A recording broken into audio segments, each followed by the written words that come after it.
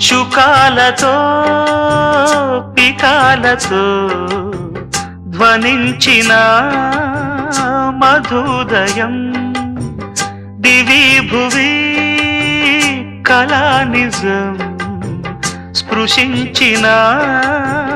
మహోదయం మరో ప్రపంచమే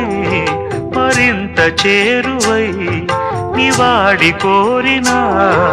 ఉగాది వేళలో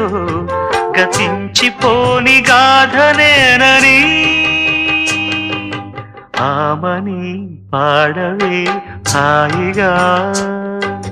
మూగవై పోకు ఈ వేళ రాలేటి పూల రాగాలతో పూసేటి పూల గంధాలతో మంచుతా